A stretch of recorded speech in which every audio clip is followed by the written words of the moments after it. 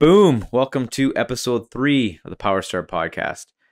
This episode was actually recorded back in February, and there were some technical difficulties why I couldn't get it all together and get it up till now, but better late than never. Really great episode. I chatted with my buddy Marcelo, who is a former arm wrestler from the Toronto area. He's worked on a bunch of charity projects in the past, and he's currently has some charity initiatives that he's working on right now, which I'll link everything down in the description of the video. You can get to his social media and follow up what he's up to now. But yeah, he's a former arm wrestler. We talked about all kinds of things, everything from PDs in sports, arm wrestling, and current events at the time anyways, which again, this is a little bit late. But we talk about, the pandemic and the Freedom Convoy that happened in Ottawa the day following the episode we recorded.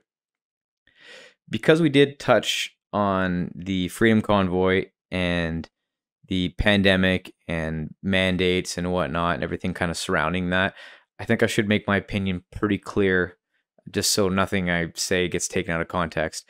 When we recorded this was the day before the convoy, so we had no way of knowing what was going to happen down the road. I personally do believe in removing mandates for a lot of reasons. A big one being I do have a lot of friends that have lost their jobs and their businesses due to businesses being shut down. And I think, a bit of overreach on the government's part. So I personally don't think the government should, I don't think it should do anything, but I think they should minimize their involvement in people's businesses and personal lives. I think the vaccines are great. I think people are smart enough to do the right thing and to do what's best for their family. I don't feel the need to try to pressure or force or coerce people into doing things. I feel like everybody knows now what the safest route is, and I feel like in due time, everybody will do what they feel is the best and safest for everyone, right? That's my opinion. Maybe I'm wrong. I'm entitled to it. I personally don't think there is a political party or a political spectrum that speaks on all my views. I feel like I'm pretty selective on what I choose. But again, I don't want to make this a big political statement or a big political thing. I know we just talked about it, and I do want to make it really clear what my opinions on that are. The mandates and everything, that's what we're down there for. I think there was some messaging that was spread by certain people that, propagated and maybe took the voice of the whole event over a little bit. I think most people that were there were literally there just to kind of remove the mandates, right? At least that's what we know what my presence there meant anyways. And I think most of that stuff is gone now. I think the only thing you can't do yet is potentially travel in some countries. Personally, it hasn't affected me so much, but I do know people that have lost their jobs and people their businesses have just been completely decimated and probably won't ever come back because of what's happened. All that being said, I just want to, again, put my opinion out there, or not my opinion, but put what I think out there just so I don't get taken out of context on anything.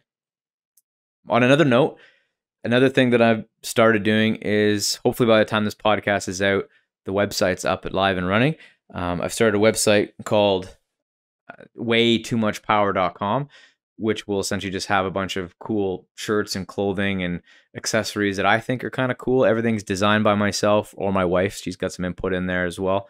She's actually already has a merch clothing site out there already. It's called countrymango.com, where she sells equine branded clothing. If you're into that kind of thing, then I'll put all the links in the description. You can get to all that stuff. But yeah, these are some prototype shirts and hoodies. This is the prototype hoodie from the site that we'll hopefully have up there. The actual one that'll be live will be a little bit cooler than this one. But yeah, so if you are interested in that kind of thing, I'll put all the links in the description and you can check them out. But yeah, all that being said, podcast with Marcelo Palacios, episode 3 went awesome. Hope you enjoy it.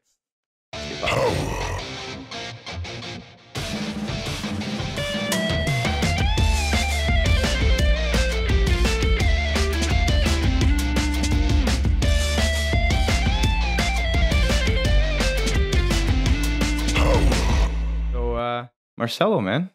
How you doing? Doing good, man. I'm excited. I'm very excited to be in Ottawa this weekend. Gonna be, just to be part of this revolution that's gonna happen. I couldn't miss it. I've been speaking out about this thing for 2 years now, and yeah, everything's coming together. Like people are waking up. I'm excited to be here in the studio. Last time we talked was, I don't know, 6 months ago. Yeah, that was at the Club Mantis. Yeah, Los Mantas. And I was in Ottawa actually maybe 5 months ago, but I was just passing by quick and doing other things. So I was going to give you a call, but I'm like, if I go there, I got to make sure I have enough time to, not rush. Not rush. And to be honest with you, I think 5 months ago, the studio didn't look like this. It was. Well, I'm glad I came now. It looks amazing. Yeah, it's good. Wicked. I cleaned it up. So I was actually using it as just storage space for the last little bit. Yeah. I've just been so busy with other stuff, so I haven't had a chance to have another podcast episode. Mm-hmm. But the plan from here on forward is like at least one every month. That's kind of the goal, I think. So Yeah. if I can I'm do excited. one, I'm excited to be here and check it out. Yeah, Love man. it. So who is Marcelo? Eh? But Marcelo's this guy from South America. I've been here 30 years, probably, maybe a little more. So I've lived in Canada most of my life, and I got married quite young. I was 21. I had a son when I was 25 or 6, and relationship that didn't happen to work. But I was married for quite a while, and now I'm just enjoying life. My son's been living with me now for 5-6 years, and we get along. His mom lives nearby, and just everything's rolling, everything's working good. Awesome, man. Loving life. So whereabouts in South America? I'm from San Juan, Argentina. Okay, Argentina. Yeah. I was born and raised there. Beautiful weather, beautiful country. But I kind of left Argentina when I was just before I turned 17. I left for the U.S. When you live anywhere in the world, you think the U.S. is the place to be. Yeah. And so I went there on my own. I was there a year. It was kind of rough because I got there in February. New York is cold, so it was quite an adjustment for me from the culture, the language, the weather, this whole change. But makes you grow, makes you look at things a little different. So you lived in New York, like downtown New York? I got to New York. I lived in New Jersey. Okay, I lived in New Jersey, and then after a year, I went back to Argentina. Was there for about 6 months, and then I came to Canada. Yeah. So what was the reason to make the jump to Canada? I was supposed to go back to the U.S. because, the reason I left Argentina was Argentina at that time, 1989, 1990, was going through a really rough time economically, and it was dangerous. Inflation was off the roof. Everybody wanted to leave for a better life. So I left by myself. Then when I came to Canada, I came with my family. I was supposed to leave with a friend, but he kind of backed out last minute. So my dad said, "Listen, Argentina is not looking good right now. I'm coming with you." My mom said, "Okay, if you two are going, we're all going." So we all came. I have 3 sisters, 1 brother. So the 7 of us came, and we stayed for 3 years, and then we went back. Okay. We went back, and then I was dating somebody at the time. I ended up getting married and coming back. I got married in Argentina with my ex-wife, and then we came back to Toronto. So Argentina, is that right beside Venezuela? No, Argentina is right beside Chile. So it's the last country in South America, and Canada is the last country in North America. So my geography's bad. I'll have to look at a Google Maps just to get get a reference to. Yeah. I go from one extreme to the other. Yeah. Well, Canada used to be good. Well, it's still good. But Well, listen, I left Argentina for a better life and to escape corruption. And lately, Canada's been looking a little sketchy when it comes to what's been happening, not just kind of around the world. But this weekend, we're going to change that. We're going to change that this weekend. should be good. Should be interesting. I think I mentioned it briefly, but we're planning on bringing some arm wrestling tables up there tomorrow. I would love that. I would love that. Arm wrestling's been a passion of mine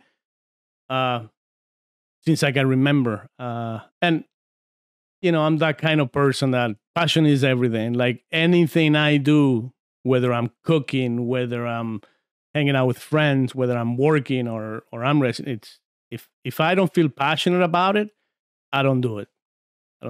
So when did you start arm wrestling? What got you into that? I'm not exactly sure how it all started, but I remember being probably 8 or 9 years old and seeing older guys arm wrestle.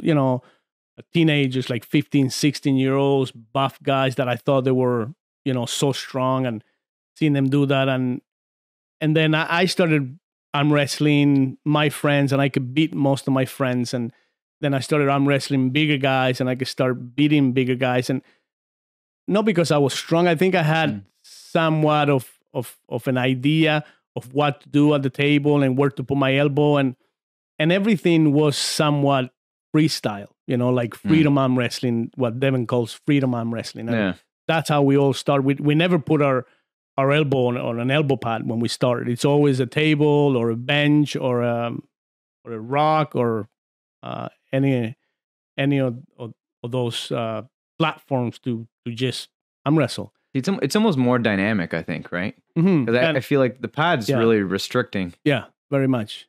But I don't know. I feel like you could make the freedom more exciting. I think even too, right? I don't understand why. Well, maybe why the pad got more popular as time went on and kind of freedom started. Yeah, kind of because of rules. I think because of rules and federation and restrictions. I think not only the arm wrestling table shouldn't have pegs or pads. I think it should be round as well. I think it should be a round table where you can move from one side all the way to the other and vice versa. As long as you don't lift your elbow off the table, you're good. Maybe around and maybe like a spike pad in the middle. Yeah. So you have to get around. You have to get the other guy. Some shark teeth or something. Yeah. Or a taser right in the very middle. I like I like the way you think. I like your style. Who's the X arm guys? Those guys that started the arm wrestling punching thing. See, those guys need to take notes. Yeah. So and then I had no idea there was such thing as organized arm wrestling. So I became better and better throughout the years. Like I could beat most people, and I didn't know why.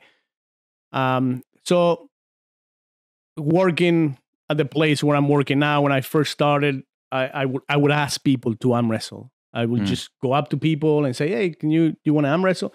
And I found out there was this guy that was a world champion at work.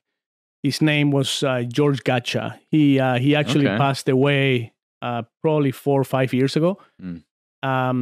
Big German guy, big strong, and so I went up to him because somebody had told me, I bet you can't beat that guy.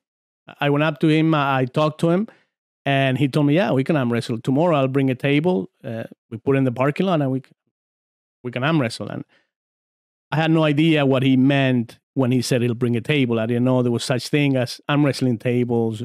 So that was the beginning of, my arm wrestling adventure, which... So did you beat him though? Did you beat him? No, I was a little shocked actually. I thought, I'll be able to. I thought I was going to beat him, to be honest with you. But when I got a hold of him, and his hand was so strong, and I could not budge him. I cannot move him, and it was an eye opening for me because I started training with them after that in the Oakville club. And after training for about a month, I went to my first tournament. It was the Ontario Championships in I think it was North Bay. When was this? This must have been 2004, probably 2005. Okay, so yesterday, pretty much.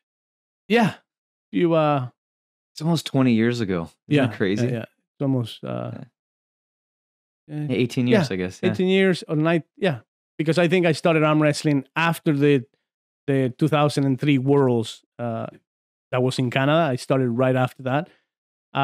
So my first tournament, I drove 4 or 5 hours to North Bay, and both my matches combined lasted less than a second, and I got beat both matches. I'm like, no, there's got to be something to this. So the first few tournaments I went to, I couldn't beat anybody, and I was that guy that nobody can beat, right? So, it took a couple of tournaments to get a win, then to get 2 wins, then to place, and it's a progression that takes years. Yeah, I was really surprised my first time out. So you've arm wrestled throughout your life, or you just did it when you were? So a little bit, like, in high school and stuff. But the never anything to the level that I'm training now and watching guys like Devin do. But the first time that Devin invited me out to train, in my head I'm thinking, I'm like, I'm in pretty good shape. I should be okay. Yeah. It was like, honestly, the first day I left, I'm like, how is this possible? Yeah. Like, there was smaller guys that would, like, I literally just couldn't move. I couldn't even move them an inch. Yeah. And I'm going as hard as I could. And again, I'm dumb. So in my head, I thought, Devin's a pretty big guy, but I could probably do something. Yeah. No, not even. It like blew my mind. It actually reminded me a lot of the very first time I ever did jiu-jitsu. So when I first started doing jiu-jitsu, this is like, over close to 20 years ago now. So jiu-jitsu 20 years ago is not what jiu-jitsu is today then, because today is so popular. No. There was a small gym in Carleton Place. It was called Total Fitness. And I used to go there just to train weights. And I'd done karate and kickboxing like throughout my life. So I'd done martial arts before. And at the back room, there was like a martial arts club, like inside of the gym. And there was 2 people that used to kind of bug me every once in a while. They're like Val and Tanya Vlahag, who passed away, unfortunately, a few years ago. But they used to bug me all the time, like, oh, Matthias, you look like a pretty strong guy. You should come out and do some jiu-jitsu with us. And I was always like, I'm not doing that. Like, you guys are just rolling around in pajamas. I'm not doing that. And then one day they convinced me to go out. And it was kind of the very same thing where I was like in pretty good shape. And I was like, I'm just But you got your ass handed to you. Bro. Oh, it was terrible. It was so bad. It was so bad. There was small guys that were like choking me and they were arm locking me. And like the whole time I'm just getting beat up. And I'm like, this is insane. Like, how is this possible? And then I was hooked. Like the next day, I couldn't wait to go. I kind of started doing less weights and doing more jiu-jitsu just because I was like in awe of you wanted to figure out the art of the sport. And with arm wrestling, the same thing happened to me. Like, I could not understand why I couldn't beat these people, and it has to do a lot with the height of the hand or the cupping strength and just the posting. Once you put a little bit of back pressure, you pretty much take when you start arm wrestling, your typical move is going to be an inside move for the most part, usually with the shoulder coming forward and just moving the hand.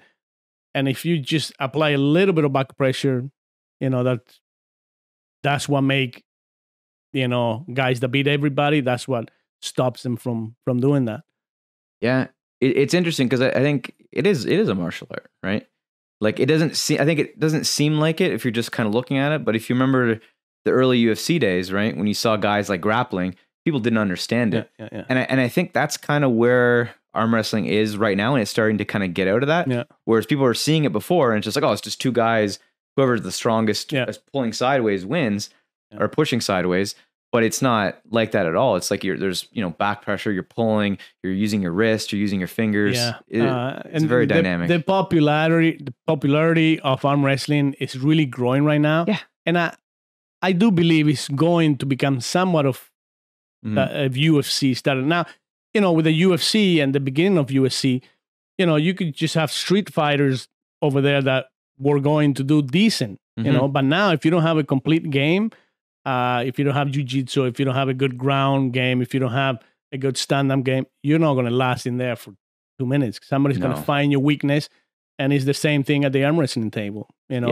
If you don't have, a lot of guys have that one move that is really good, but if they get stopped, they usually lose unless they have a complete game, unless they have some backup moves to counter your opponent. Yeah.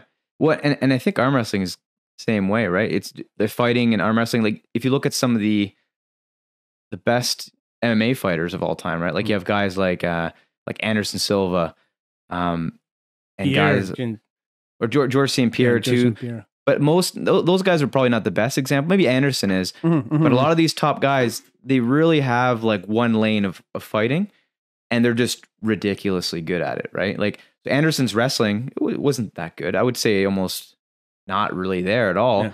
Yeah. His jiu-jitsu was good, but it's just how dynamic he was with his stand-up. He was the best, right? And then you had guys like George St. Pierre, who again was good at like everything, but as soon as he started really leveling up his wrestling, he was just crushing people. Yeah. And it was his wrestling was the one thing that he was like super, super good at. Yeah. That's what allowed him to just run through people, right? Like Khabib. Yeah, Khabib is the same way. Yeah, the same way. But what seems to happen in MMA, well, first of all, usually the champs don't stay champs very long, right? Like guys make it to the top. Only a handful of guys ever defend more than 2-3 times. Yeah. But a lot of the times when they try to change how they fight and how they train, that's when they start losing. It's because they kind of lost that lane that they were in. And I feel like again, I'm super noob, right? So, but I feel like it's almost the same way. I've looked at enough, high level arm wrestlers where there are most guys, they have like one lane, and they're ridiculously good at that one lane, and that's what allows them to beat like 99% of the people. But then if there's somebody that figures out how to, get them out of that lane, then they don't have an answer for it, right? Yeah, speed is very important. When you first started arm wrestling, you think strength is the most important lane you can achieve, and that's probably one of the last ones. When it comes to what do you want to have first? I think speed is the number one thing you could probably have in your arsenal that is going to be very effective. Speed, hand control, power. I think power is number 4, number 5 for sure. Really? Yeah. Yeah. So how do you train speed in arm wrestling then? You have to have some fast twitching muscles. Like you can practice, but I think it comes down to coordination. It comes down to, some guys are quick, naturally, and some guys have to work at it. But I think, you should work at all your weaknesses. Your strength, there'll always be strength. Yeah. Like golf. You can hit a golf ball 300 yards. You will hit it 300 yards your whole life. So, you got to work on your chipping or your putting or just your weaknesses. And I think it's like that with every sport. Just to throw this out there, I think I'm probably the worst golf player of all time. Oh yeah. We have to go for an outing. I love golf too. That's how I started some of my charity with the golf stuff. Yeah. You mentioned that. Yeah. Yeah. I started on a side note. I started playing golf in Argentina when I was about 15 years old. One of my cousins was a member of this place, the only golf club we have, the only golf course we have in our city. And his grandfather was a golfer. So there was like a place where everybody kept their golf clubs. So he's like, let's go play. So we go over there, and he he brought his grandfather's club, and they were wooden clubs, and the balls were horrible. But I couldn't believe that you could hit a ball 150 yards. So when I hit a ball 150 yards, it's like I got hooked. So I started playing, and I wasn't a person that was supposed to play golf in Argentina, because in Argentina, golf is considered a rich man's sport, and we weren't rich. But I was always decent at sport. Whatever sport I was playing growing up, whether it was tennis or judo or swimming, I was decent at it. So I started playing golf. My father got me clubs, and I ended up winning 15 out of 18 tournaments in 1 year. So I loved it. Obviously, with handicap, you start with 36. And by the time a year and a half went by, I think I had almost a single-digit handicap. So I learned quick, and I fell in love with the game. But after I left Argentina, I never really focused or play again competitively. I tried playing the Ontario Amateurs a couple times, and it was a great experience. But that sport is such a precise game that if you don't practice all the time, you're not going to score well, because it takes those little adjustments to be able to score. So how does the handicap work? How do you define your handicap? The maximum handicap you can have is 2 strokes per hole. So 36 is where most people start. And the way it works, let's say, the course that you're playing at, it's par 72. So if you shoot 92, that means you're a 20 handicap. Okay. Right? And if you shoot under 92 consistently, then your handicap will go down until you can shoot 72, which is handicap 0. Actually, handicaps go up to +3. So you could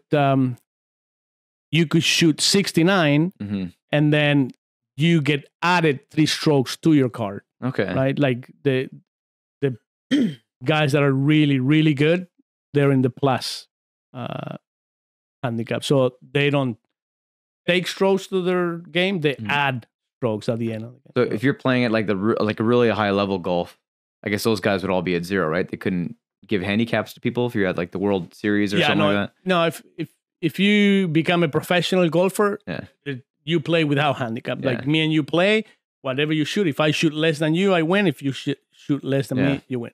But if you're an amateur and you do have handicap, that's why anybody can play golf with anybody, because I'm not playing against you. You are playing against the course, and I am playing against the same course, right? But you don't hit my ball, I don't hit your ball. So if you shoot whatever score you shoot, then you subtract your handicap, and I subtract mine, and whatever level we're at, that's the end game. The score. Pretty entertaining. I love sport just because you're outside 4 or 5 hours on a round, and you're out in nature. Usually, golf courses are all beautiful. Yeah. Yeah, there's some good ones around Ottawa too. There's some nice ones around here. We have over 200 courses in Toronto and the surrounding area, so I've played quite a few of those. Yeah, and you were involved in a charity too, right? Involving with golf. Yeah, the reason I started is because I wasn't technically supposed to play golf. It was kind of costly for my family, and I didn't really got along with the people that were playing golf at the time, because they were all mostly rich kids, and I wasn't. So I identify myself more with the caddies of the golf course. And we don't see caddies here in North America, but in Argentina, you go to the golf course, they have people that will carry your bag. You give them some money, and they will tell you how many yards you have and all that sort of stuff. So I hardly took any caddies myself. I carry my own bag back then, but I identify myself with those people, and I got along with them, and they kind of taught me the game and brought me under their wing. And so one day I thought to myself, one day when I can, I'll do something, a little something. So on one of my trips down to visit my family, I asked permission to the golf course if I can throw a little tournament for the caddies. They usually flat the course. They flat the course on Monday, so the members don't play because there's water everywhere. But they let these kids play, the caddies. So we did a little tournament, and I brought like a few golf gloves and tees and balls, and that was the prize. But everybody had such a good time that the following year I did it again, and the year after that I did it again, and I ended up doing it for 17 or 18 years. That tournament, and my goal, the reason I stopped, because I reached what I wanted to do, which was I made sure that every caddy had their own set of golf clubs by the time I was done. So some years I was able to bring one set. Some years I was able to bring 3 sets of golf clubs. So the idea was that if one of them, because caddies are amazing golfers, they live in the golf course, they're very poor, and they have that hungry, how do you call it, that survival instinct kind of thing. If they are given an opportunity, they are going to thrive, and by me giving them the tools they require to play golf, maybe somebody else could have given them the opportunity to play. And most professional golfers that come out of Argentina, they were former caddies in the past. So after I was done with the tournament, and everybody had their own clubs, then a few of the kids got sponsored to go and play in other cities, and I have big plans for the future to be able to sponsor some of these kids to become professional golfers. And I know if they do, they will help their whole community too. So it's a win-win, I think, in that respect. That's awesome. It was something that I look forward to doing every year, and it grew every year. It grew. People helped me with the food. People helped me. They donated golf clubs. They when you're doing something to help somebody else, people come together and help too. And, the more you do stuff like that, the more you want to do it, Yeah, no, for sure. Well, and I think when people see that their money is directly going to a good cause, right? Yeah. I think people want to be part of that, right? But when people see a cause that money's being thrown at and they don't see the results of it, I think they're less likely to do that willingly. That's why charities have a bad rap, because people donate $1, and oftentimes 90% of their dollar is not going to what you're originally donating for. If you're donating for I don't know, to give you an example, when Haiti had the earthquake, and people donated billions of dollars, but the people from Haiti, they saw very little money from that. So people have a hard time giving when they don't know where their money is going. Yeah, and you see tons of these like mainstream charities that their marketing budget, right, is like 40% of the donation money, and then they pay out another 30% in salaries. And you look at the CEO, and they're making like $3 million a year. Yeah. And at the end of the day, you see like 10-15% of their donation actually goes to the cause. I'm going to change that. Yeah. I'm going to change that, Matthias. I've taken a break for the last couple of years, because after I was done with my little charity and the tournament, and I wanted to do more. And for 3 or 4 years, I tried so many things. But when you don't have money to start something, it's hard to get anywhere. It's hard to get help. It's hard to get people to believe in you. It's hard. But I started my little YouTube channel mid-year last year, and I think that is going to be the avenue that changes the way charity is done around the world. I can't wait. I know exactly what to do to change it. I will just explain it as the months go by, and as the idea grows. So I'll throw the link. I'll throw the link in the description of the video. So that'll be Marcelo's YouTube channel. But give me a summary. Like, how are you going to change it? What are you doing? Well, that had to come out later. I could give you a little bit of just an idea of what I'm trying to do.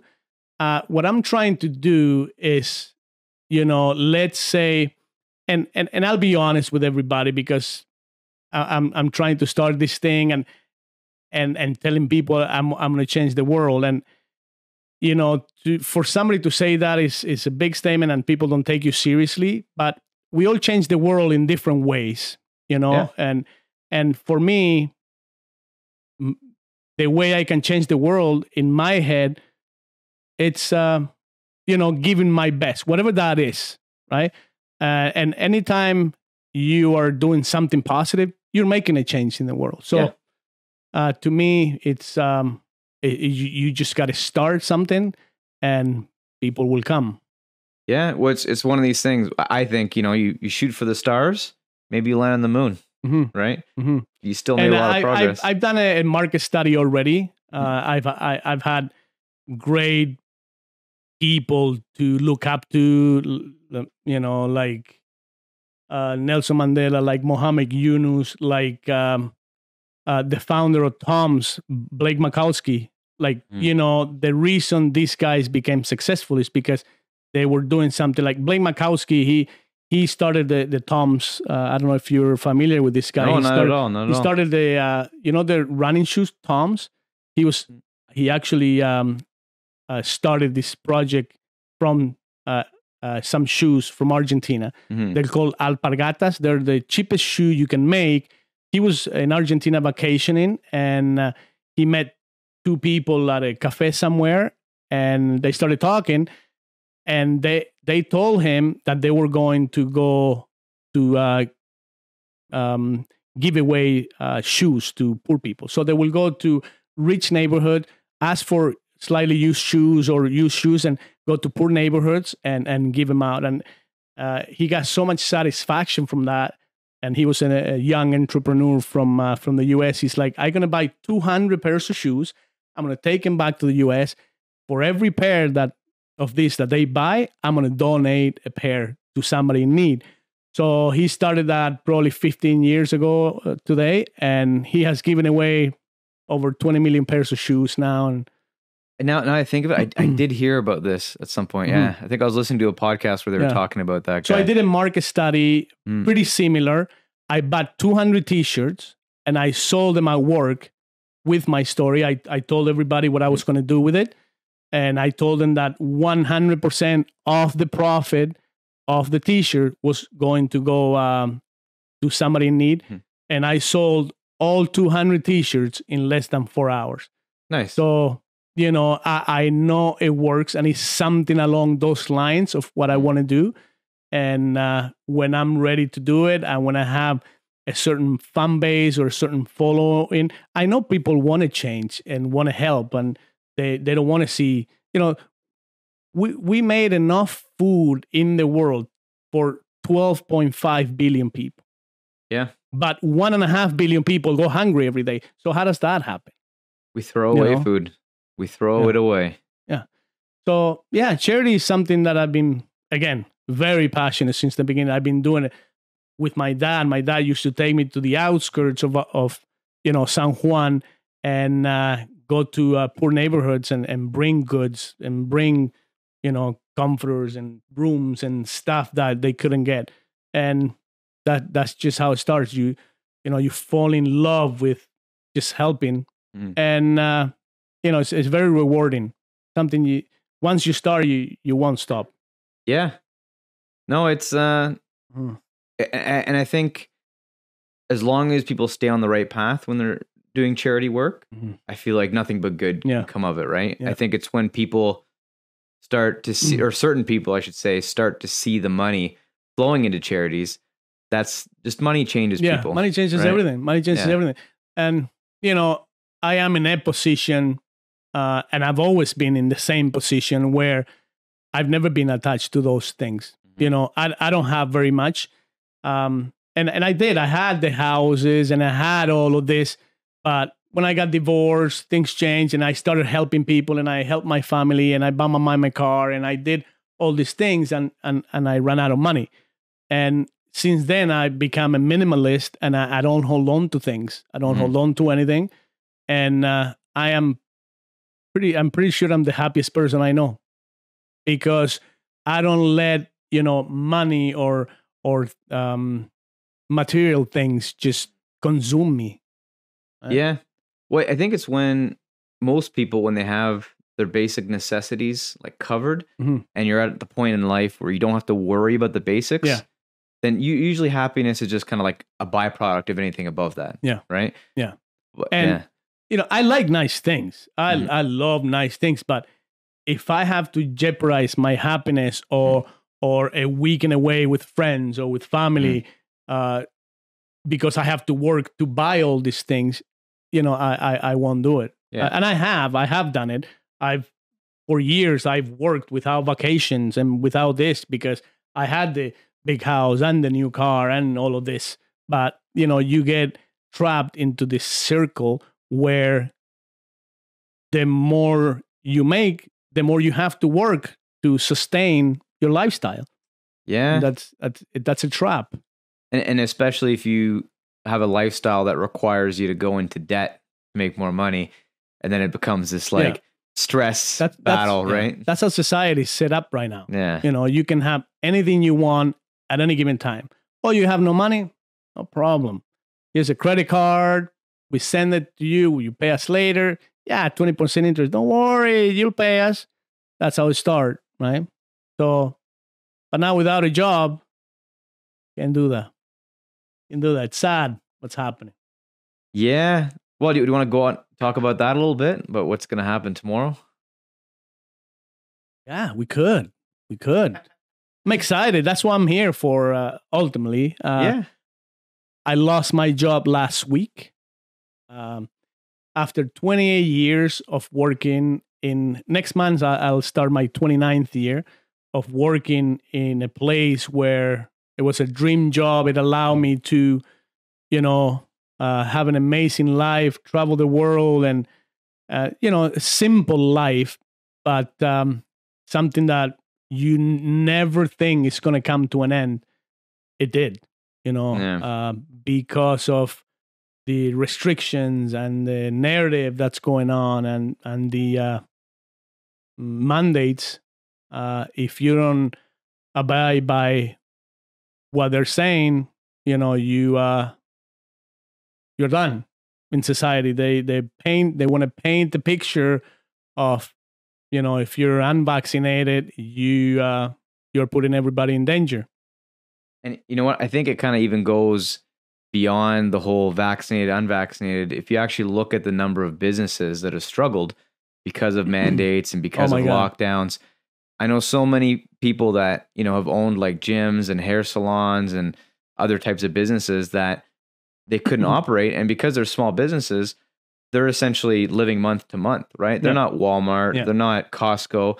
They don't have this, this bank account of unlimited money where they don't care if they get locked down. And the funny thing is, if you look at the way all the lockdown stuff happened and the mandates, they were looser on big businesses that could afford to be locked down, and they just crushed everything else. The whole thing to me, it just makes me sick because the math doesn't add up. You're telling that restaurant that has 5 tables that they can't work, but I work with 3,000 people and we were never shut down. Yeah. I work with 3,000 people, 2 shifts a day, 6 days a week for the last 2 years. And not only we were good, now I don't have a job. And I worked right there on that place for 2 years. They put the mandates of wear a mask, the plexiglass, and the whole circus. And now it's like they're playing with people's emotion, they're playing with people's livelihoods, people's mental health. It just makes me sick. That not so much for me. I'm gonna be 50 years old. I'm good. You're not gonna change me, but you know, that wouldn't have put you at 50. So you're doing something right. You're doing something right. something. Maybe it's a toque. Maybe that's what it Maybe is. it's a Yeah. toque. You know what really bothers me? It's what we're gonna leave for the next generation. You know, our kids. Our kids are suffering way too much because of this. When they tell them go to school 1 week, no, don't go to school this week. They having to wear masks all day when they're perfectly healthy. The whole thing stops this weekend, I think. I hope. Yeah, I hope so, right? Because I think at the end of the day, you know, if you feel unsafe or uncomfortable, right, going to restaurants, then don't go to restaurants, right? If you feel unsafe walking around without a mask on, then wear a mask on. But you can't. I don't. In my opinion, you shouldn't be allowed to impose all these restrictions on, you know, onto everybody.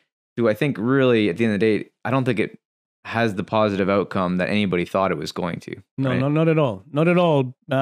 First of all, because the damage they're doing, like the damage to the economy, the damage to small businesses, the damage to our young generation, and our mental health. Like suicide is through the roof, depression, anxiety, all this negative aspect of all these lockdown and restrictions, and that doesn't seem to end. You know, when the whole problem that we have right now, it's always been, you know, the medical infrastructure that we have. Yeah. You know, I mean, I know a person that works at 3 different hospitals, but like we have had emergencies every year for the last 30 years, you know, except for the last 2 years.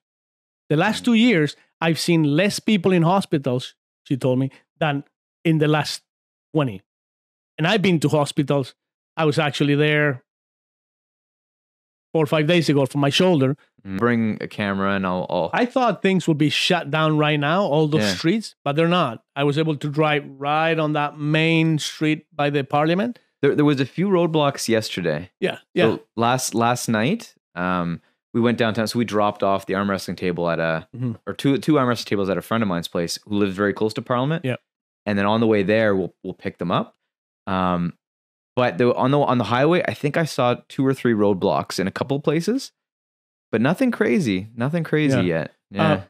When I was driving here, it actually took me to the Trans Canada Highway or something. It took me on a different way, not the 401, because of road closures. The GPS told me. So, I was able to find an Airbnb 20 or 25 blocks from this place, so I'm good. I'm set up. 10-minute walk, 15-minute walk, something like that. I'll take an Uber. I don't want to walk when it's minus 25.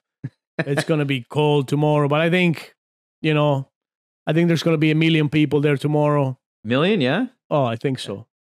I think so. Do you have a drone? No, I bought one the other day because of I want to do this YouTube thing. But I'm so bad with technology. I crashed it twice. Oh no! And I tried to calibrate it the way they said, whatever, but it didn't happen.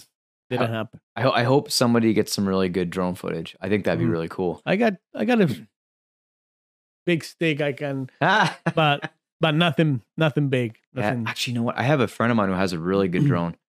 Well, after we're done, I think I'm going to give him a call. Give him a call if you can. Oh my god! Yeah, if we can get a drone downtown, that would be amazing. Yeah, no, I think drone footage would be really good because then there's no hiding it, right? Because like if you play the camera game where, you know, you're pointing the camera in a certain direction, you see a lot of people, but behind you could be empty. There's no lying. No, drones shots, have changed the game for sure. But when it comes to filming, you know, drones have stepped it up for sure. Yeah, and there's still, if you get a good one, I think it's still pretty expensive, but they're getting more affordable, right? Yeah. Where I think before it was like a few $1,000s for like a good one, and I think now you get a pretty good one for like $1,000 or less, right?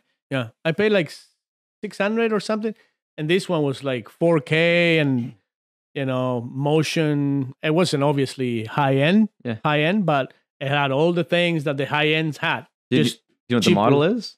I probably have it. I just look at my what do you call it? Amazon purchases and should be there. Okay, because I know at one again. I remember I looked into this like a few years ago because I was kind of interested. Yeah. I remember the Phantom, whatever it was called. I think that was kind of the go-to one. Yeah. But I think there's just so many companies making Yeah. high-level ones now. I don't know what And if you want, if you want the good ones, it'll run you 1,500, 2,500, 10,000. Yeah. For 10,000, the drone better be able to pick me up. Oh, like it would. Attach to me and I get it. It would. So there's going to be some arm wrestling table there tomorrow. Yep. Oh, that's going to be awesome. Yeah. So that's going to be good. The plan is to get them as close to the flame as we can. Well, I didn't see no flame there today. I was right there by where the water flows. Yeah. There was no flame. And the flame's right in the middle. Yeah. Right? I didn't see a flame. They turn it on? Maybe it was so cold, the flame was little. I don't know, but I was right there. The water's still flowing, so it looks like it's somewhat hot in there. Mm-hmm. But there's a lot of people already. There's a lot of people already there. So right now are all the people like inside of the Parliament Hill area, or are they on the street? No, they're on the street. Like, I mean, there is not. I was there early this morning, and I was just walking by, stay there for about 20, 30 minutes, and then just left and tried to find the place. But people are going. People are driving by, honking, walking, taking pictures, but just scoping the place out. Tomorrow is going to be the real party, I think. It's going to be interesting. It's going to be interesting. So how long have you been arm wrestling? Going back to that arm wrestling thing now. It's just been a few years? No, just over a year, I think. That's it. Yeah, that's it. I'm trying to think. How's the elbow pain and all of that? It's good. Yeah, it's good. I've been pretty lucky, I think, for the most part. I know early on I hurt my wrist, my left wrist. So I broke both my wrists multiple times before. Oh. So I think I broke my right wrist once, and I think my left twice, maybe a third time. Mm-hmm. So my left wrist is actually pretty compromised already. Yeah. But I'll say this. Ever since I've broken both of them, I've always had a little bit of pain. Mm-hmm. And ever since doing arm wrestling and doing the training for arm wrestling, no pain. Yeah. Because of blood flowing there, like if you do a lot of exercise. And some of the exercise these arm wrestlers do, they're like, it's crazy. Because like some of the exercise I used to do at the gym, people look at me and say, what the hell is he doing? Because I know. You don't do full range of motions. You do some weird stuff that is only going to benefit for arm wrestling, right? Yeah. But some of the things these guys do, it's mind-boggling to me. Devin being able to do 1,500 push-ups. You can do 15. Oh, that's right. Yeah, I remember he won some sort of push-up thing, right? Yeah. No, I've never been able to do 100. Never. I think 70 is probably the max that I've been able to do. And now with my shoulder, I couldn't do 15 probably. I was able to do around 100, I think, at one point. Oh, yeah? When I was in really, really good shape. Yeah. So when I was like under once, it has to do with weight for me. Yeah. But when I get to like 170 pounds or under, then I was able to do that number. That's a lot of push-ups. Actually, I won a bet with my dad because I think he said I couldn't do over 50. And I think when we did it, I did 50. And then I kept doing more. And I think I did it was 89 or something. But I think even at that point in time, I think I could have done, another 11 or whatever. But I was struggling. At 89, I was struggling a little bit. Like you've been a year arm wrestling. Is it something that you're going to stick with it? Yeah, 100%. Because a lot of people come in and out. Like I did it for 8-9 years, got a few injuries, and then I stopped. And like I still hang out with like Craig just called from Wasaga. I still go there all the time. I still, whenever Devin goes to town or passes by, I always try and support what he's doing and just go and do a little quick training session. And I'm hoping to do the same while I'm here with you guys hanging out. So be exciting. My right arm, I think, is done, which is too bad because something I had to take some X-rays for the shoulder this week. Something was bothering me. But the hand and wrist has always been pretty good with my right. So now I'll have to arm wrestle with my left. Come back, do some comeback. Are you calling me out? You calling me out left-handed? Yes, of course I'm calling you out. But I think I think I'm going to stick with it. I think so. It's good. It's good. It keeps you in shape. That's for sure. It keeps you. Arm wrestling's one of those things that people encourage one another. Like you go to a training session, they tell you what to do to beat them. Yeah. That never happens in any other sport. You don't see Djokovic telling Nadal, listen, that serve that you do, that's not how you do it. Okay? Put it on that spot over there if you want to beat me. But arm wrestling, yeah, everybody tells everybody everything, every trick. That stuff goes away though. It does. Yeah, I think that's a symptom of an early sport where everyone in the sport has the passion for the sport. I think as soon as money starts to get injected into the sport, it goes away. People aren't as friendly when the millions of dollars are on the line. Yeah, well, that's probably true too. Like when it comes to Devin and where he's at in the sport, everybody calls him out. Everybody. Yeah. Oh, for sure. Right? Yeah. But no, you wait, or you climb the ladder, or you do what I've done to get there, and then you can pull me. But see, he's in that position now. That's where arm wrestling, I think, again, we're a little bit different right now. Because if some random arm wrestler went to Devin's house like tomorrow and was like, arm wrestle me, Devin would like be like, yeah, okay, whatever, He would invite the guy into his house, He would probably beat the guy, and then you'd probably show him like what he should be doing, right? Yeah. If you were to go to, let's say, Michael Jordan's house, or some random basketball player was to go to Michael Jordan's house, he'd just say, get lost, get out of here. So we're at this point where I think the athletes are still very accessible for the most part. And that's the best part of the sport so far. Like, the fact that you could train with them. And like in Ontario, you could train with legends anywhere in Ontario. Yeah. And that's where I guess I lucked out when I moved here, right? Because he literally is just down the road. It's like a 2-minute walk. Then from here? It's literally just down the road, yeah. That's wicked. You just kind of, I don't want to dox him on the podcast, but you literally just go down the road, you do a little zigzag, and you're there. That's wicked. That's wicked. No, when you have, Earl Wilson, Mike Gould, like all these legends that have been world champion many, many years, and then you go to an event and, they talk to you, you talk to them, you're friends, you have a drink together. That's the best part, that, as you said, they're still somewhat accessible to everybody. Yeah. And honestly, I think we can take a look at, I think the UFC and MMA, I think it's a good example for a lot of reasons. One, when early MMA was just starting to kind of hit the mainstream, you could essentially train with anybody.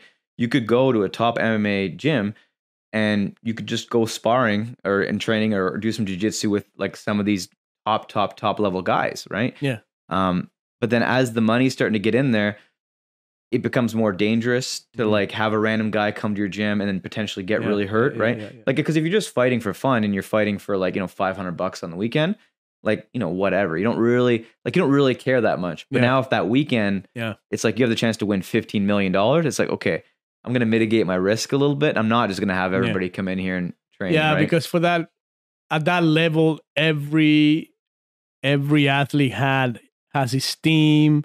They do training camp. They go away for months at a time to get ready for the low level athlete that is, I call it low level. It might be high level, but they're not getting paid yet. They don't have a team. They will wrestle anybody. They will fight anybody, know. But getting those opportunities, that's when things change for sure. Yeah. And another thing that really changes things too, which is kind of a taboo thing to talk about, is the drugs, right? So how does that work with MMA? It's illegal? Is it legal? Because you look at Conor McGregor right now, and you see his shoulders, and you're like, this guy's eating some weird chicken. So I can't speak too much on him, but I've talked to a lot of people behind the scenes, and it definitely used to be worse. Yeah. So you can even see it, right? You look at the early UFCs and like Pride back in the day. You see these guys, like, there's no way you're ever going to look like this, just eating chicken and rice, right? Like, these guys are jacked, like 300 pounds with like an 8-pack. Now, do you think to be an elite level fighter, do you have to be on the juice? So I think fighting's a little bit different because I think it helps, obviously, right? but I feel like it depends on your style of fighting. So if you're somebody who's very high pace, like wrestling, for example, wrestling, it makes way more of a difference than striking, because I feel like there's a lot of guys that are natural, I think, that haven't done any drugs or very few, that it's just their technique and their style and their reflexes, right? Like the way that fighters can process data. So like, again, I want to use Anderson Silva as an example. Like there's certain fights that he almost goes into the matrix, where there's one fight, I think it was against like Forrest Griffin, when Forrest is throwing punches and he's trying to hit him, and he's just literally just like moving out of the way. He's hit him one time. Yeah. And I think Forrest, I think he even kicked, I think he threw a head kick and he just like leaned back like out of it.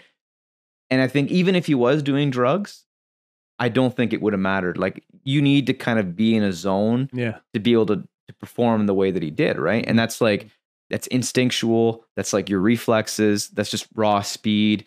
And it's just like, you know, ring IQ, right? Your intelligence to be able to do those things at those particular times. When somebody's coming at you. Yeah. Right. So I think in those situations, like, I don't think the drugs would help. Mm-hmm. But again, if you have like take Brock Lesnar, for example, right? So Brock Lesnar, as far as all-around fighter goes, he's not really that good, right? And I'm not saying as an insult, like he's freaking Brock Lesnar, like he's huge, he's a good wrestler, but a good hammer fist. Yeah. But you take Brock Lesnar and you kind of shrink him down. Like, do you have somebody that's going to be the heavyweight champ? Probably not, right? So it depends a lot on the style. Whereas in a sport like arm wrestling, it's very strength-based, right? So obviously any sport or any style that's going to favor strength, drugs are going to make a big difference. Yeah. And cardio too, right? So another kind of taboo thing is there's people that are doing like EPO and other drugs like EPO that essentially allow you to run at full steam for like really long time. So I've never actually trained with anybody that's done EPO. But I've seen performances of guys that have done it, and it's like it almost doesn't make sense, right? Yeah, I don't even know what EPO is, but I've heard of arm wrestlers at a really high level when they go and compete against Europeans, because a lot of athletes from Russia, Ukraine, Turkey, they're using steroids. And to be able to level up with these guys, you have to go over there juiced up, or you're not gonna fare well. Yeah, and I think that's kind of I think it's the unfortunate part of every professional sport, right? Like, I feel like arm wrestling is kind of, it's unregulated, right? Like there's no testing. Well, but at the WAF there is. At the WAF events they do test. But even if you test, like if you look at the UFC, for example, right? Like they for sure do testing, and they do expensive testing. Are people still doing it? Yeah, for sure they are, right? There's like, but it's a science. They know when to stop. They know when to maximize their opportunities, and it's especially Eastern Europeans. Like they've been doing it forever, and they have it down packed to a science. All the Eastern European guys are going to hate you now. The fact that you said that. I just said Eastern Europeans. I didn't say you. But so I think even once arm wrestling gets to the point where they are doing like drug testing in all the major leagues, and it's there, I think it's an unfortunate part of sport, right? Like, people's desire to win is really high. Like, I think even if you take the money out of it, I think people will still do drugs to win. Like, people are so high level athletes are so competitive. I think maybe not most, maybe I'm generalizing, but a lot will do whatever it takes. Like whatever it takes. Yeah, for sure. Yeah. I mean, they've invested so much of their life to whatever sport they're trying to be elite at, and they can see that guy's doing it and he's the step above. Yeah. And if they want to get to that next step, like at the end of the day, either it's a choice, right? Like, do I want to get there or not? And 9 out of 10 times, people try it just to see if it will make a difference or not. Yeah. And again, I've personally never done anything. I'm not against it. Like Mhm. maybe I Mhm. will at some point. Like whatever. I Mhm. don't know. But right now I feel like, whatever. It's not worth it, right? Yeah. But I know a lot of people that have dabbled with things, and I don't want to say this because I think it's like advertising steroids, but for some people, Yeah. it's like magic. It Yeah. literally is like magic. Like Oh, for sure. a really good friend of mine used to lift weights together when we were younger. And I remember at this point in time, I'd already been lifting weights for quite a long time. I think, I don't remember exactly what I was lifting at the time. Maybe I was benching like, 270, 280, like Mhm. kind of in that range at that time. And most of my lifts, I was like almost 100 pounds more, right? Yeah, I think I was doing about 280, 285, and I think he was benching around 185 at the time. Yeah. And he'd done drugs before in the past, like he's on and off. And I don't remember exactly the compounds he was taking, but he literally went on a cycle of something. And I think it was no less than like 3, maybe 4 weeks. He was lifting more than me on everything. On everything. Literally like his intensity of the gym completely Yeah. changed. His attitude had changed. Like he was more focused. And Yeah. I noticed he was breathing a lot heavier. So like after his like heavy lifts, like he was like extremely gassed. But it was kind of incredible to see because he literally went from benching 185 to benching like 320, 330.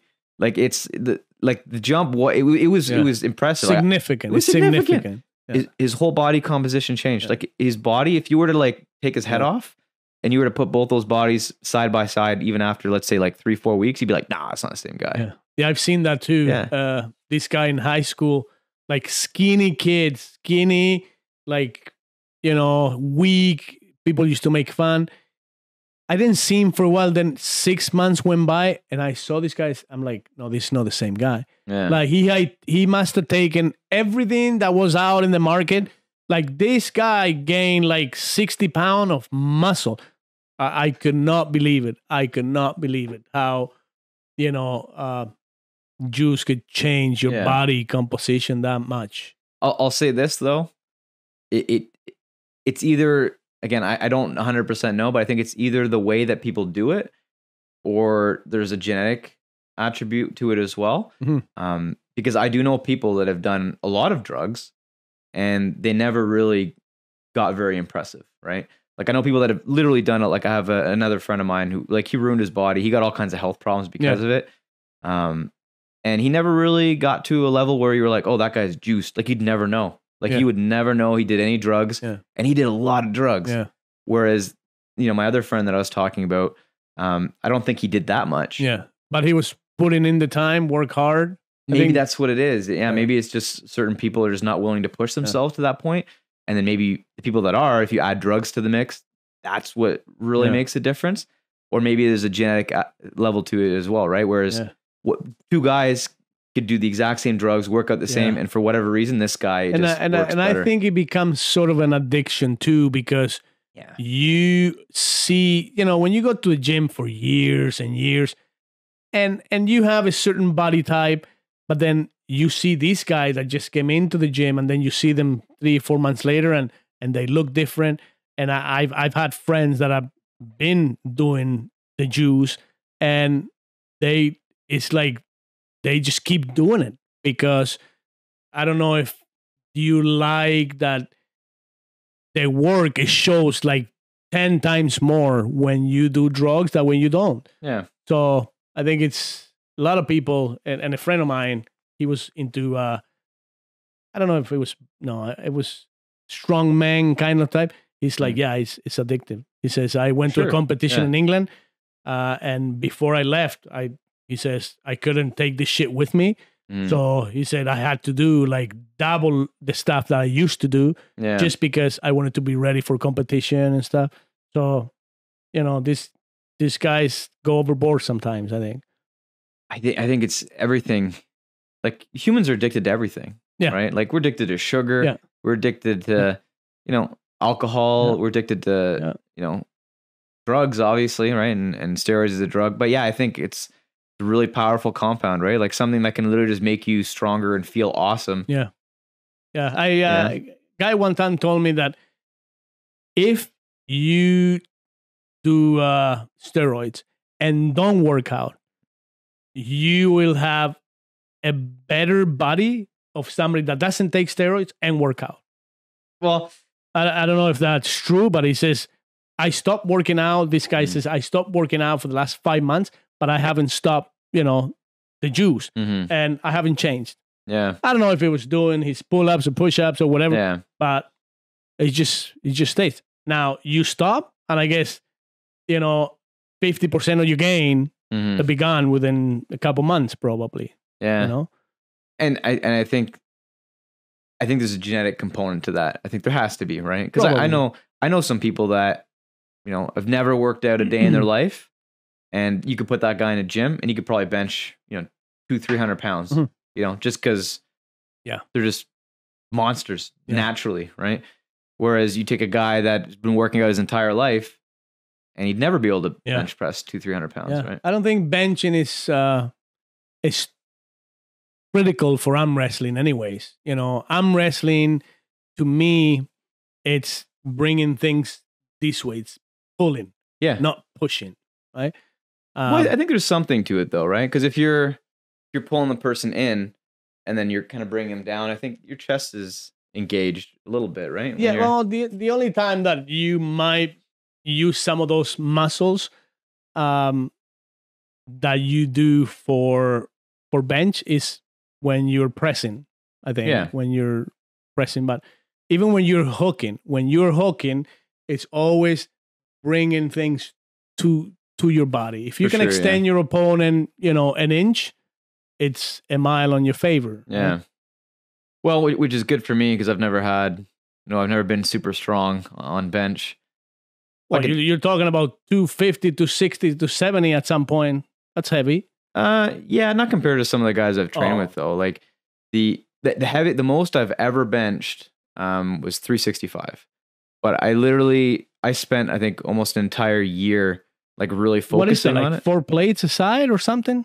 I think it's 3 plates and then a 25 on each side. Yeah. I think.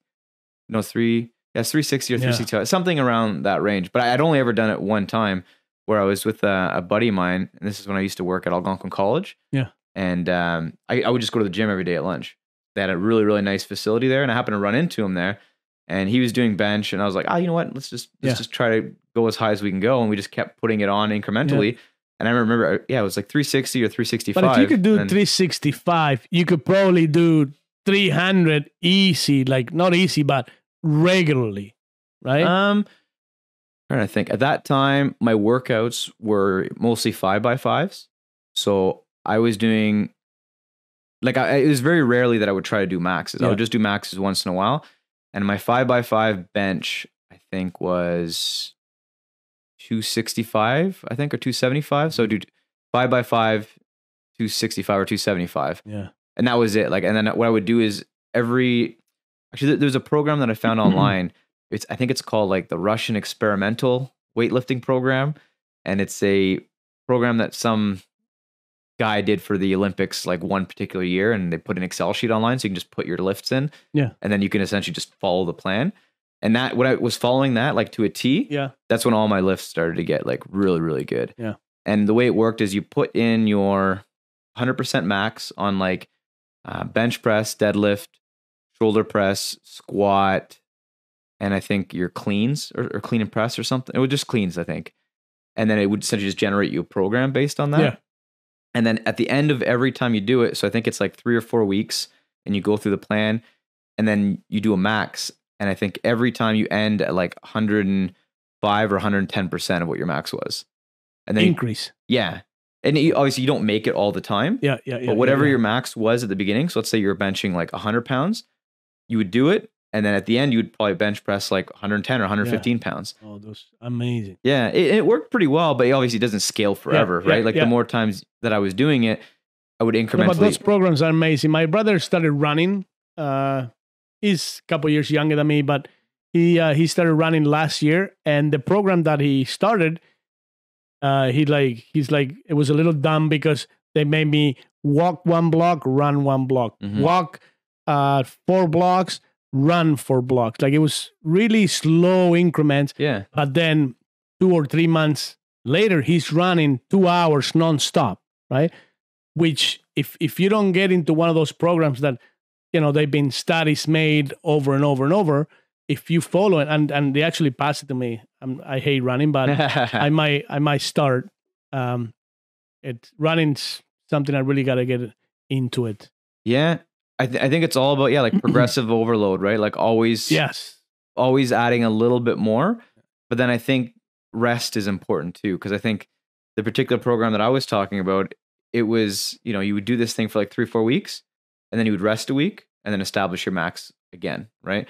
So the week that you're resting, you weren't supposed to lift any heavy weights. You're just supposed to do light cardio. That was it. That's amazing. Yeah.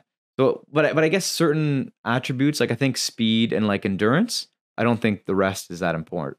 I think if you want to be an endurance athlete, and again, maybe I'm wrong, but I feel like you could probably, push yourself. I think rest is more for healing. Yeah. And, just let everything come together. Like coming back to Devin, like I see how hard he trains. And then, prior to an event, like he just stops. I mean, he still does the blood flow exercises and stuff, but he changes completely to just heal. Seeing this guy progress, in the last 10 years, seeing how the Russians train, how the Ukrainians, Devin used to be a guy that would max out every workout. Mm-hmm. Now he said he doesn't. So. And he's had more success. But see, I think it's an age thing too, though. I think when you're younger, you can just abuse your body and just destroy it, and then the next day, like you're awesome. Where I think I'm starting to feel it now, where I'm in my late 30s.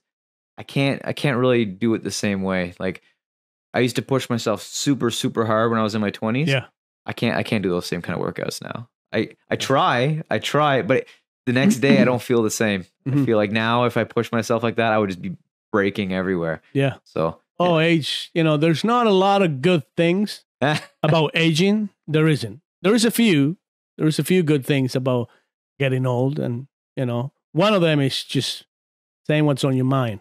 I love that about getting old. You just don't give a shit. So but aging is horrible.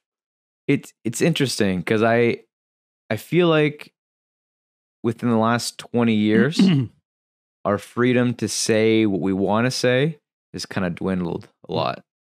That's why, comedians, they can't be funny anymore because anything they say, they used to make fun of, gay people. They used to have funny jokes about, Spanish people, Asian or African American. Now you can't say anything.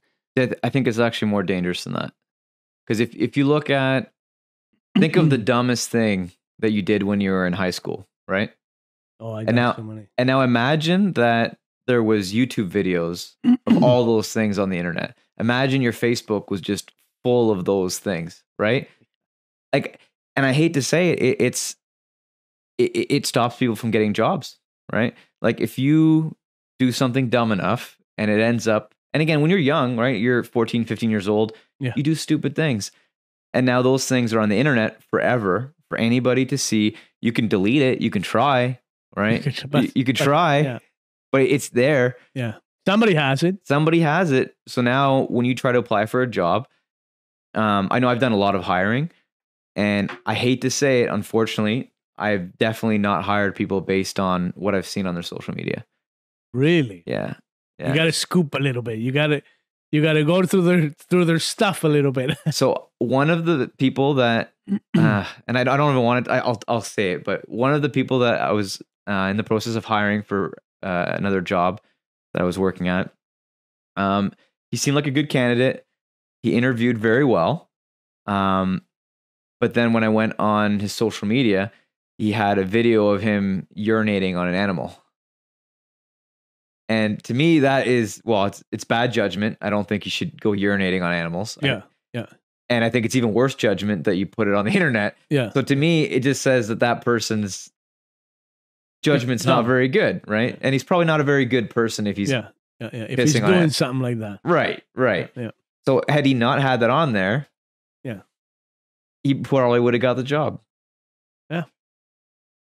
Yeah, I've heard that before. I've heard people not getting jobs because of, their their social media. Yeah. And I feel bad for the guy because I think the video of him doing that was a bit older, right? Yeah. So hopefully he learned his lesson. But the fact that he kept it up, and this was on his own personal social media, the fact that he kept it there, Yeah, in my opinion, was a very, very bad was judgment. even worse. Very bad judgment. Yeah. Yeah. One more thing I wanted to touch on, and we've been switching We've between been jumping over. between topics. What do you think about the censorship lately when it comes to a lot of stuff, including this COVID thing? And I understand if I get banned for putting something or saying something, but what do you think when an expert on a certain field gets banned because what they're saying doesn't fit the narrative? And we've seen a lot of that as of late. So I have a lot of opinions on it, so I'll try to keep that short. But yeah, I think censorship's never good, right? Like I think in an open society or a free society, the good ideas rise to the top, right? So if you have a pool of ideas, the ideas that are the best, those are the ones they're gonna come up, and those are the ones I think as a whole people are gonna support, right? As soon as you start nerfing ideas and nerfing speech, one of two things is going to happen. So the one consequence is those ideas are never going to get debunked, right? So if it's fake, right? If it's fake news, there's nobody there to essentially say that it's fake because you're censoring it, right? The other thing that happens is people's minds start to go in different directions. It's like, okay, well, why is this being censored, right? Like this seems like it shouldn't be, but it is. And now all the conspiracy theories around that, maybe they are true, maybe they're not, but you're validating the conspiracy theories now, right? So with Dr. Malone, I guess he's one of the people you're probably referring to, right? Well, there's a few doctors and experts and virologists that are being banned every single day. Right. They devoted their life to a study, and now they're releasing their findings and stuff, and they are being censored. They're being judged. Yeah. They're being, they're losing their jobs. Yeah. And like I was saying, I think the outcomes, can vary, right? So I think Alex Jones, he's probably the best example. Everybody knew who Alex Jones was before he got banned, right? Mm-hmm. But when he got banned off of every social media platform, like almost at the same time, it almost gave him superpowers, right? Because now everyone was like, holy shit, like maybe Alex Jones is right about everything, right? And at the end of the day, I don't think he's right about everything, but there was some things that he said that were like pretty spot on, right? Yeah. But because they're banning him, now everybody's like, okay, holy shit, like what's going on here? We have to look more into Alex Jones, have to look more into what he's saying. Yeah. So if you look at what happened to his personal website, not his personal website, but his company, InfoWars, and their app that they had, the second he got banned, it exploded. Blew up. It blew up. And now all of a sudden, Alex Jones is like, the most popular, censored guy, Yeah. So not on the internet. Right. He's the most popular guy, on the internet, but not on the internet sort of thing. Right. Yeah. But they went crazy because everything that he was in at the time was being pulled down. So if there was tweets about Alex Jones, they were pulled down. If people were posting videos on YouTube or Facebook, I think both, they were taken down like one after another. So, in a way for him, it probably was good because by censoring them off those platforms, he was able to bring a mass amount of people onto his platform and then grew his audience from there. And he was making all the revenue, right? Like before, he was sharing the revenue with YouTube. Now he's making it all. Yeah. So fine line. It's a fine line. Yeah. I'm just not a big fan of, this, banning of, freedom of speech. I can say whatever I want. Yeah. It doesn't mean I'm right, but I am free to say it. Why does your opinion is more valuable than mine? Yeah. And I think I actually listened to a talk the other day where they were comparing what the internet was intended for and what the internet is now. So originally the internet was intended to be like a decentralized network, right? Where now it's gotten to the point where there's literally a handful of companies that control like 90% of internet traffic. You have Google, you have Facebook, you have Amazon, and then I think maybe Microsoft, and there might be another one, Twitter, right? I think those are the big five. I might be missing a company. Instagram, it's Facebook. It's owned by Facebook. It's owned by Facebook. But so I think I might be missing one or two companies. Yeah. But realistically, I think those are the five companies that pretty much control the internet. They pretty much control it, right?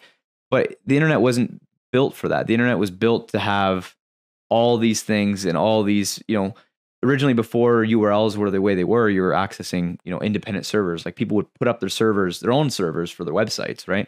Now, they got to go through them. Right. Well, now everybody's hosting through cloud platforms, right? Like if you want to host a website, you're probably not going to, well, I have a server here. Maybe I should host my own stuff. But I think we have to go back a little bit and we have to decentralize things. So it's actually a project that I started a couple years ago, which I've been thinking about playing around with it a bit again. Yeah. But I started working on like a decentralized social media network where everybody who has a device, they're hosting a little piece of the network on their device while it's running. And I think that's the only way. And I think that's going to happen more and more now. I mean, you're seeing different apps now that are more secure and that you're not getting so much ban, I think. Well, something you got to think of, though, is a lot of apps that say they're secure, if you start looking into the actual security, not really that great. Not really.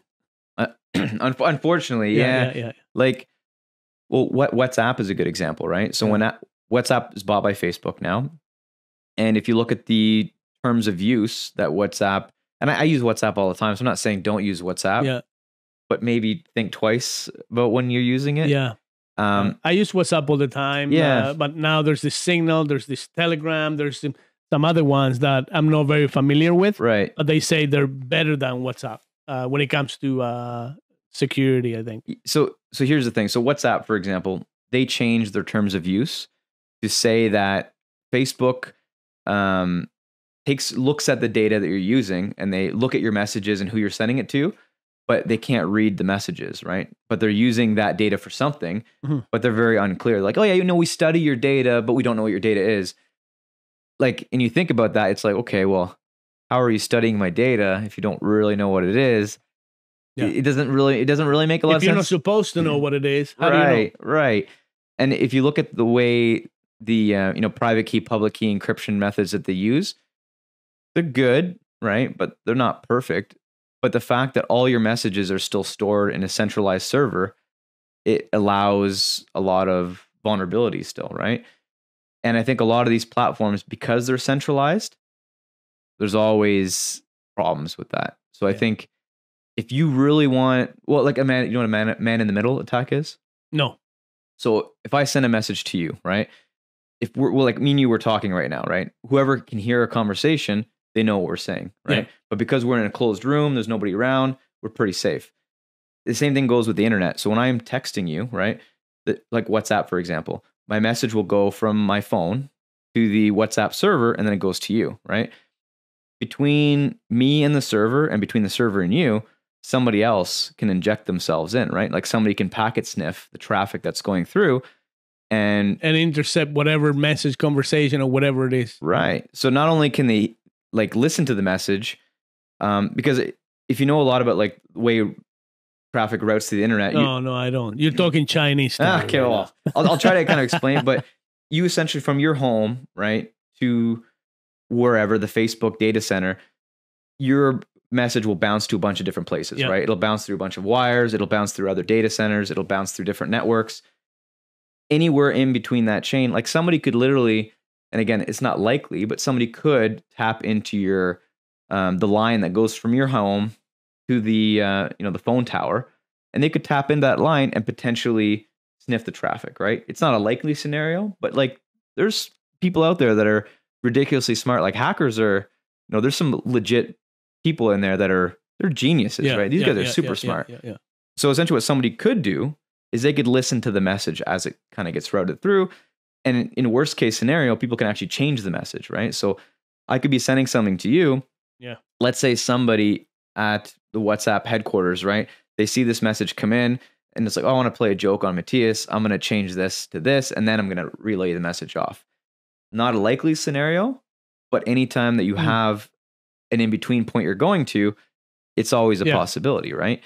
And again, I'm not saying people are WhatsApp are doing this. I'm just saying. No, but I'm sure it's happening. If there's a possibility where a communication is not secure, guarantee, there's the potential for people to do that kind of stuff.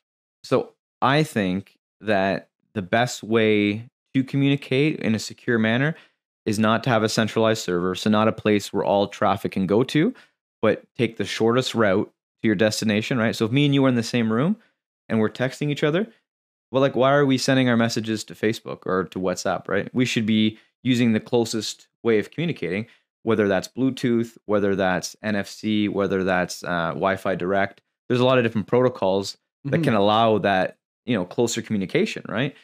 And if I'm here, right, and let's say you're 2 houses over, but my neighbor, he's the closest point between us. If he has some way that we can send a message to him and then it goes to you, then maybe that's closer and more secure than passing it through a wide network, right? So, yeah, that's where it gets complicated technology to me. Like, when you explain all these things, and you're trying to explain it in a way where I could understand it. Yeah. But it's so complicated to me when it comes to all this, because all of this new technology to me is all new. All this, even though it's been around for 20 years now, the texting and the internet.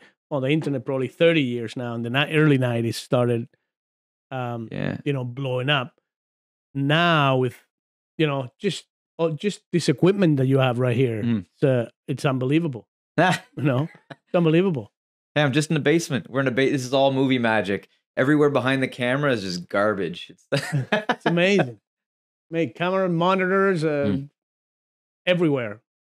Yeah, supercomputers. Yeah, this is actually a really accessible setup. Like what I have here, you could set this up at your house for not that expensive.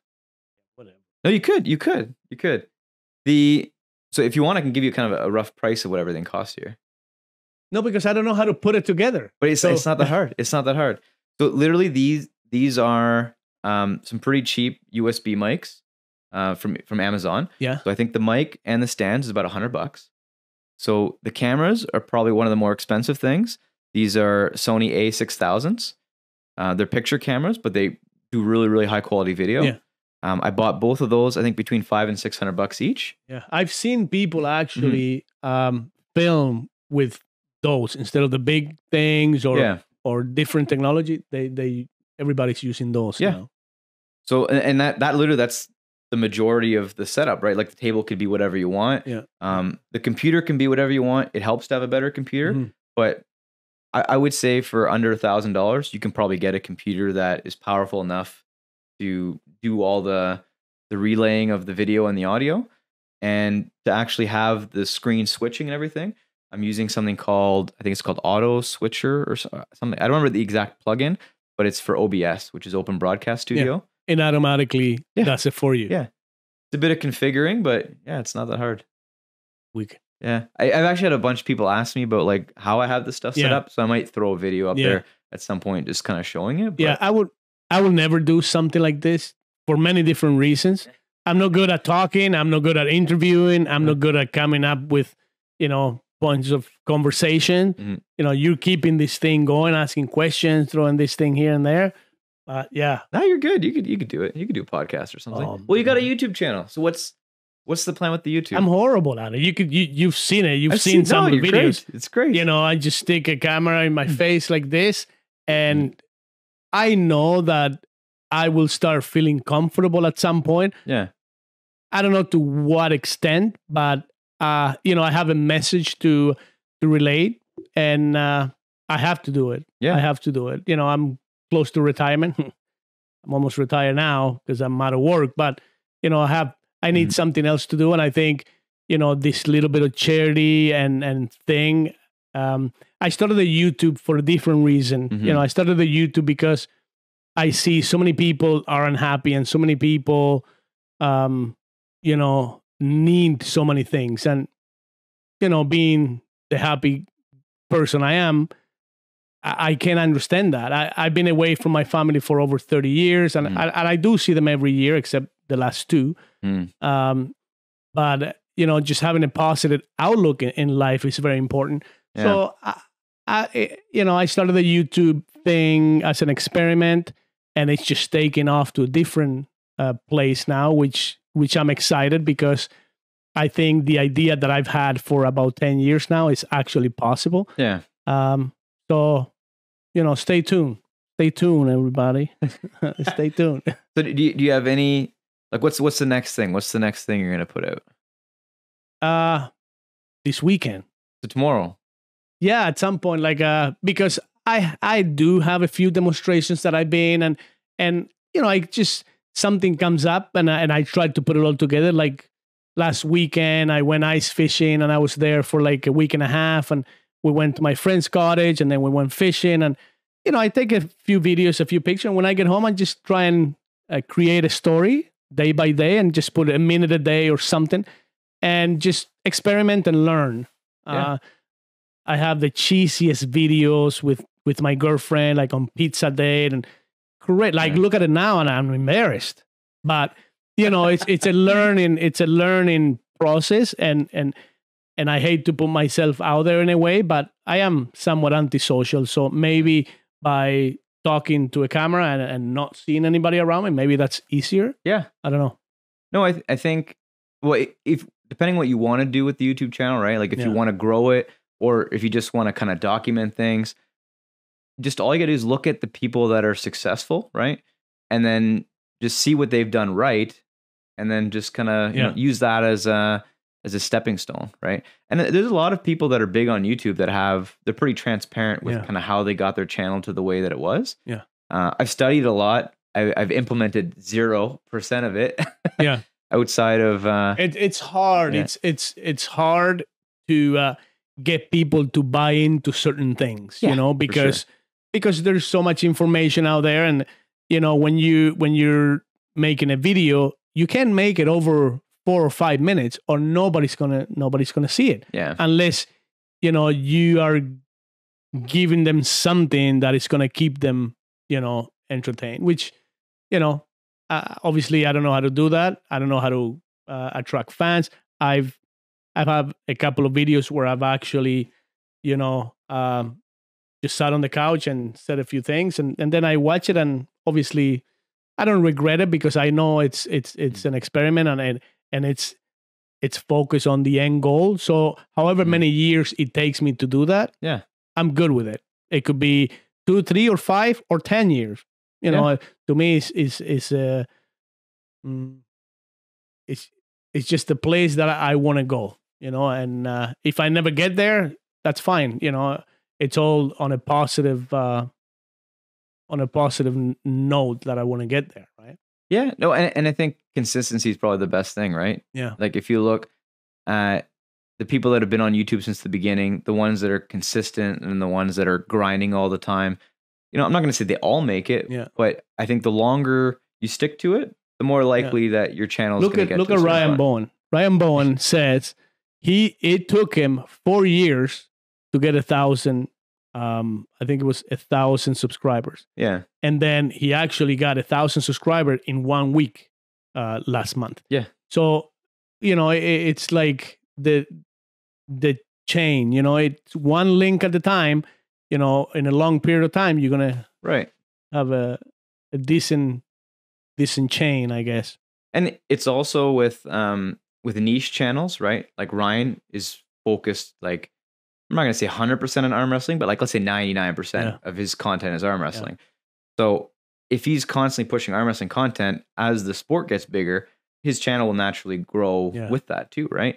And I think you're starting to see that with pretty much all arm wrestlers, right? Like pretty much every arm wrestler within the last year that's created a YouTube account, their channels have gotten thousands overnight, right? Huge. I would say not huge in compared to like the rest of the YouTube ecosystem, but huge as in a brand new YouTube channel having 10,000 subs, within a month. I'd say that's pretty good, right? Wow. That's pretty good. To me, obviously I don't know how to do any of that, But to me, transparency is very important, because what I want to do at the end is like people have to actually know me as a person. Mm-hmm. And that is why like the 15 videos that I put out last year as the experimental year, you know, it's me. It's 100% me, you know, and everything that I'm going to put out, I have no secrets. I have, you know, no agenda. I have, you know, I just want to be able to tell my story and people to trust me, and, you know, just go from there. And I think it's going to take a little while, but I think, you know, I've seen it. I've seen it in my head, and that's all I need, you know, that's all I need for me to keep going forward. Yeah. And I would say, just keep making content, right? I would say try to do one every week. Do a video every week. Yeah, that's what my goal for this year. One a week. If I can do one every week, then I'll do 2 1 week, whatever. Yeah. I know this weekend I'll probably have enough content for a couple videos. Yeah. You know? And just do something crazy, right? Yeah, I love doing crazy. Do great, like jump out of cars. You know, what's the latest viral video? What's that? I'm so out of the loop. I don't know. Cat videos. Just do cat videos, man. Cat video. Yeah, just video cats. Yeah. No, I you know, I'm a little wild in nature. So I have no problem doing wild stuff, but at the same time, you know, I'm going to be 50 years old. I can't be doing too wild stuff or stupid. I don't care about wild. I just can't be doing stupid stuff. Yeah. You know? But jumping out of cliffs, and, you know, I was snowboarding behind my Jeep last weekend and going crazy. That's all, you know, low key. That's all easy. That's all fun. And it's not stupid. Like, I've done stupid stuff in the past that I probably would have filmed it. Now I'm, you know, you just do friendly content and some funny stuff.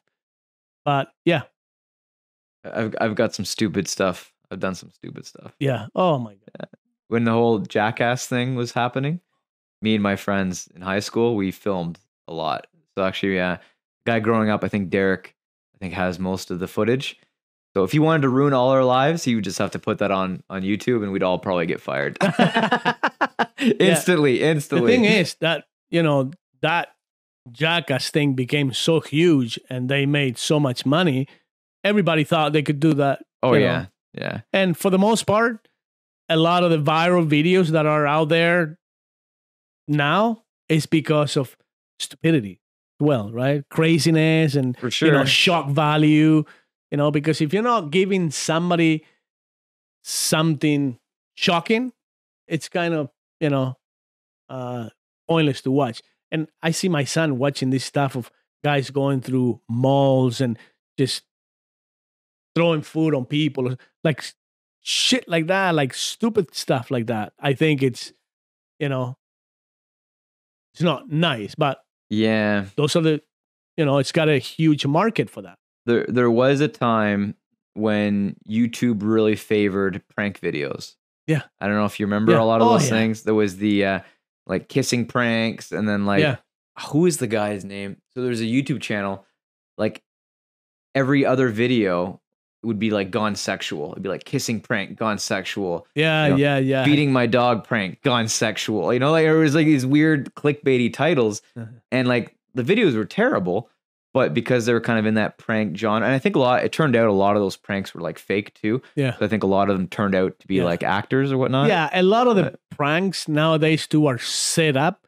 And, you know, if you do something stupid and it's natural, it's funny. And it's going to, but all this setup stuff where, you know, you can tell people have, you know, planned it. To me, there's no value there. You know, what I want my channels to be about value added content where you watch something and you can take something positive from it. So every video that I think I put out, there's something positive in it. You know, if you look at it, I think there's something positive that you could take that it will benefit your life in some way. Even the pizza day video that I did was ridiculous. One of the first ones that I did. It looks bad. I sound bad. I look so uncomfortable. But you know, it was legit. She picked me up. We went for, you know, pizza and beer by the lake. You know, but how do you start? Wait, know? I know somebody you could talk to. He's pretty good at YouTube. Yeah, And talk to Devin. your friend Devin. Well, I think you've known him longer than me, right? Yeah. No, I've known Devin for a long time. And I learn a lot from him, and I identify myself with him quite a bit. You know, the way he thinks about life and the way he conducts himself. It's pretty similar to the way I do it. So, you know, just be you and try not to impersonate or copy somebody's style, and you'll be good. Yeah. So what are we going downtown right now or what? You want to go downtown right now? Well, I don't know. I don't know. I don't think I can go tonight. I think I have to go wait till tomorrow. I gotta wait tomorrow. Was there anything else you want to touch up on, or? No, not in particular. I was just, you know, coming here. I wanted to check out your studio and be part of it and just talk about life. That was, man. No, I think it was good. I don't know the exact time, but I think we went for quite a while. Yeah, I think we went forever, but, you know. Oh, it was nice having you, Marcelo. Thanks for coming out, man. Thanks, man. We'll do it again for sure. Once I have like 50,000 subscribers, we'll do it again.